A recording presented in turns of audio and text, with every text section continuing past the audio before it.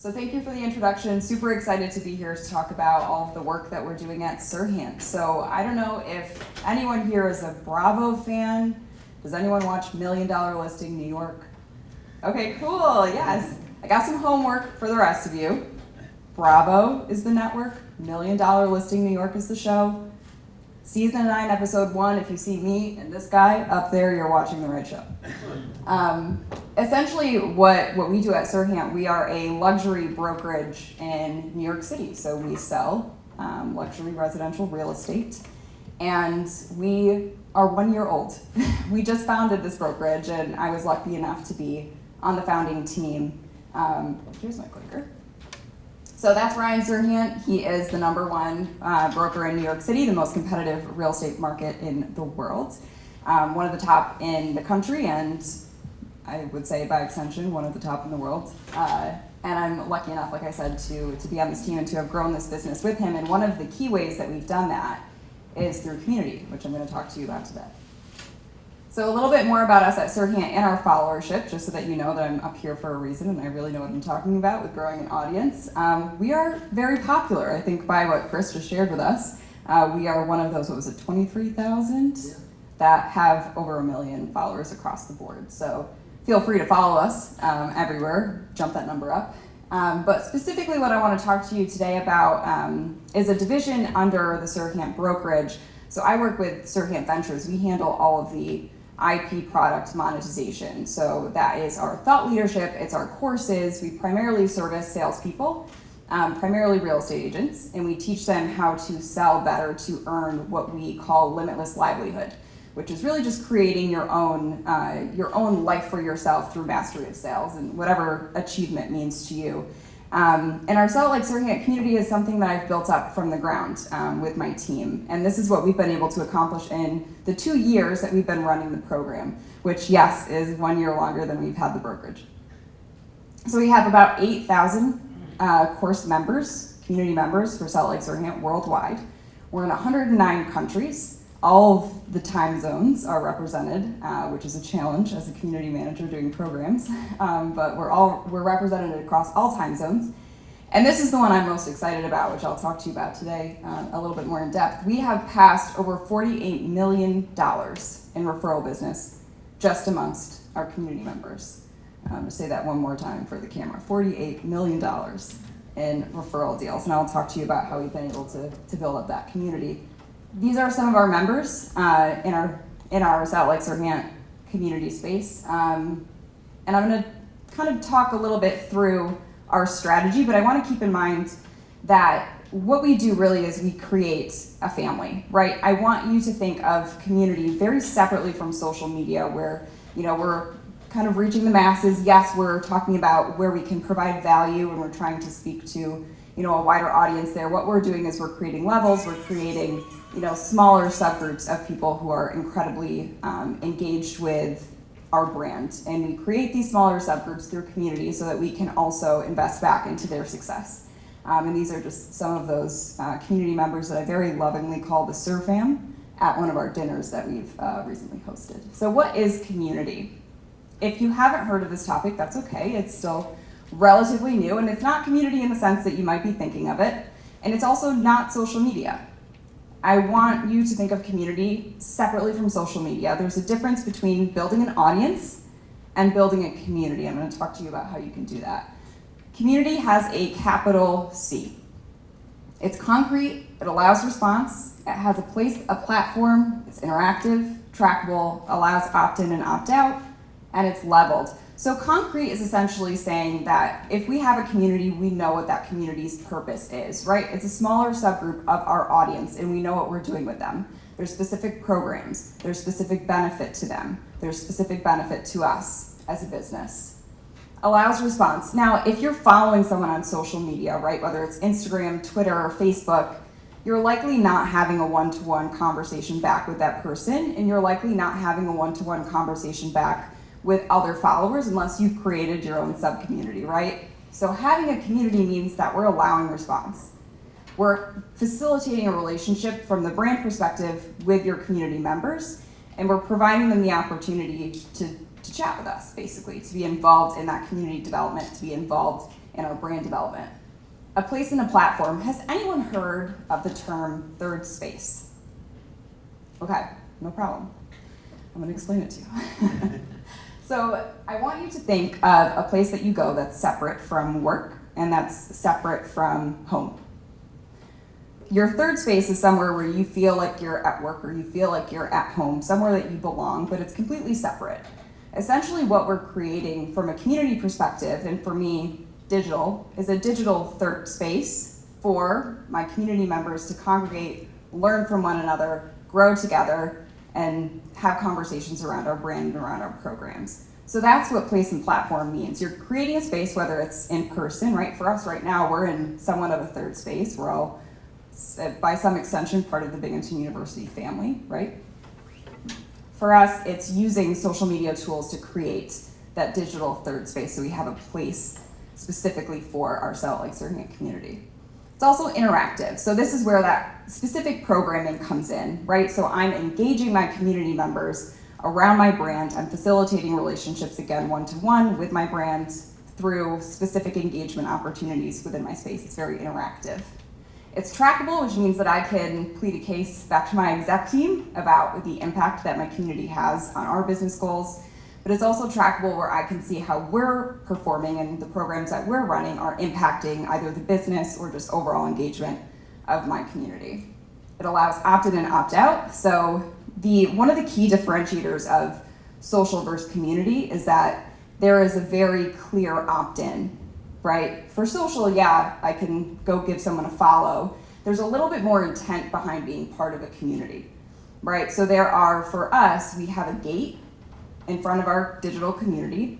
And in order to come and participate, there are some barriers to entry, most of which are just agreeing to our group participation rules.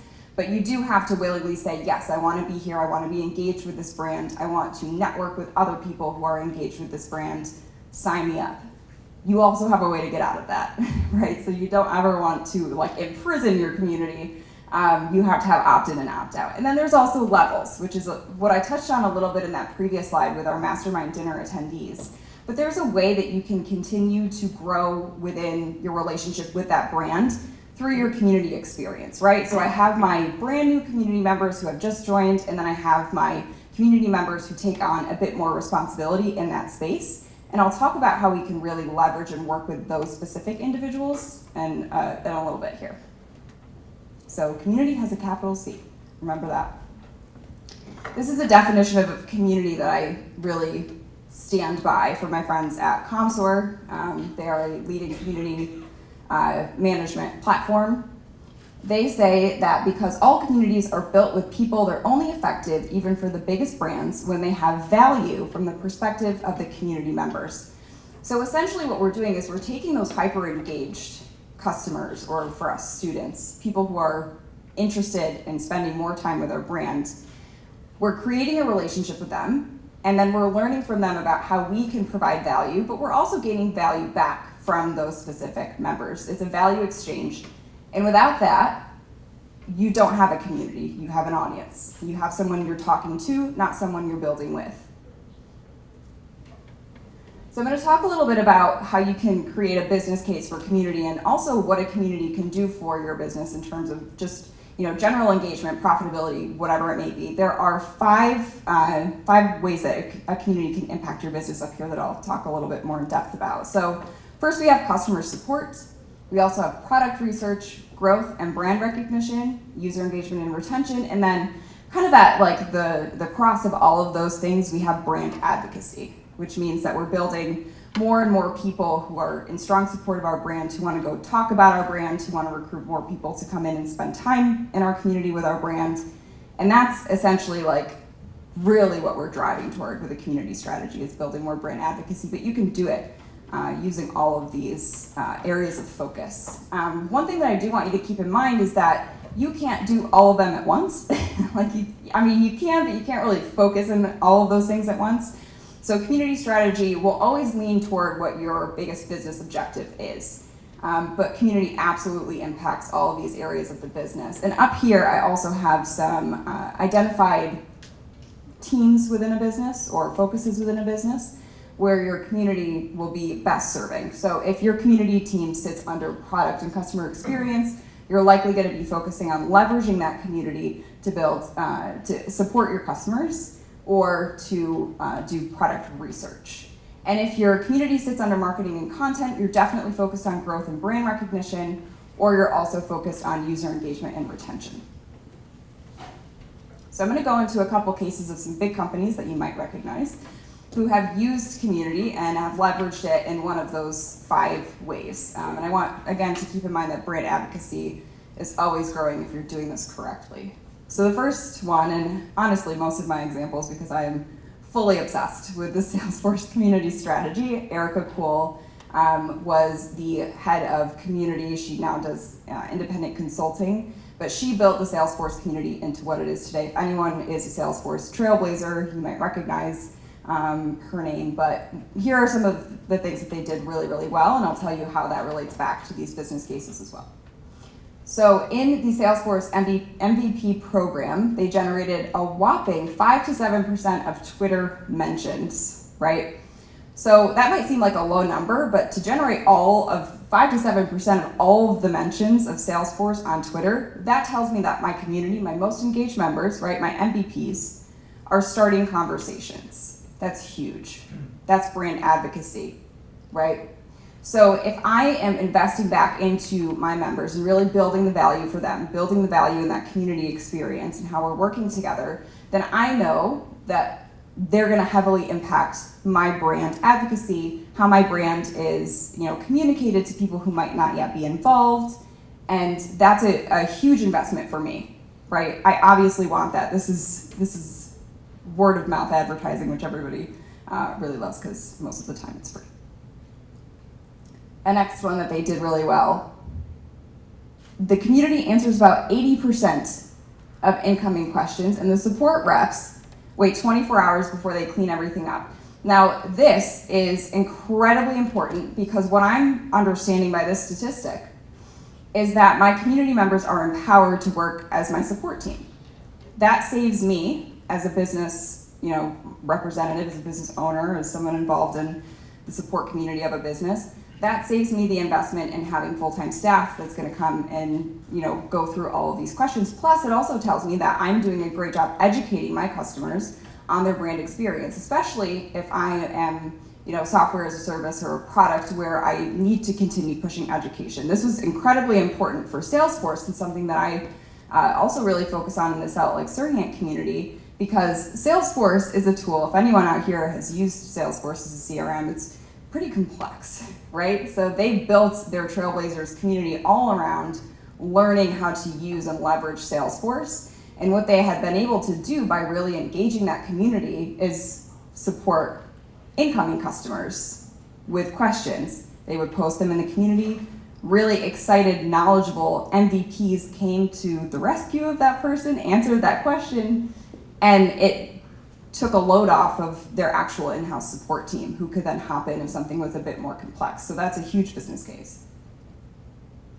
This next one is incredibly exciting and something that we've seen also at Salt Lake Sirhan. Salesforce community members spend 2 times more and have a 33% higher adoption rate than non-community members. When you're proving metrics in a community strategy, what you want to look at is how your community acts differently than all of your other customers, right? Remember that community has an opt-in, so not every single customer falls under your community strategy, right? It's those community members who actively want to be part of it, who actively want to contribute to it. By comparing those cohorts, right, my customers who are not part of my community against my customers who are part of my community, I can start to understand how they act differently and start to, again, build the case for investing more of my time and resources into creating efficient and exciting community programming to keep motivating them to doing things like this. So we know that the Salesforce community members spend double what someone who is not part of my community is spending. And we also know that they have, again, the 33% higher adoption rate, which is incredibly impressive. And like I said, we have seen this impact in Salt Lake Sirhan as well. We most recently had a mastermind dinner followed by a day-long seminar. That ticket to attend this event was about 50 times more expensive than the membership subscription that we charge month over month for our community members. We ended up selling out that event specifically to community before we announced it to anybody else. We specifically promoted it to our engaged community first. We sold out the event at 50 times what they typically spend with us in under an hour. And that's because we invest back in them. Now here's someone that's not Salesforce to bring some business case diversity into this presentation, Duolingo. So in the past year alone, they've launched 39 new language courses, all with a team of less than 40. Now this is when I pulled this case. I don't know if that's exactly their year that we're in right now, but what they've been able to do here is empower their community to help them build product. That's where our product research arm of community comes in. So as I'm iterating product, if I want my community to advocate for the product that I'm putting out into the world, if I want it to continue to provide that value, I'm going to bring them in and involve them in that process. That's what Duolingo has been able to do. And because of that, they've been able to scale at this rate. 39 new languages, which is a huge accomplishment with a team of less than 40. Okay, so I don't know if anyone here would be responsible for implementing a community, but if you are ready to leverage community for your brand, I want you to just bear in mind this framework, the ABVD framework. You need to check for awareness, right? How are you going to promote that community experience? How are you going to encourage your customers to come and participate? Belonging is also something that you want to push, right? Belonging is a key component to community, especially to get that opt-in. You want people to feel like they're part of what you're doing, what you're building. How are you going to create that? Value exchange. Again, this is essential. You can't have a community without value. How am I providing that value, and how am I taking that value from my community members? And then also demand. Community does not make sense for every brand. So make sure that community really fits and can be authentic with what you're doing. And then I would suggest, if you've checked all these boxes, go ahead and implement your community. But the one thing that I want you to all walk away from, if nothing else that I've said today is something that you remember, when you're building community, you always build with, not for. If you're involving your community members and you're showing them that you're truly invested in their success within your brand, you're doing it right. Do not ever just build blindly for your community members. It won't work. And then if anyone's interested in learning more, here are some additional resources. And thank you so much.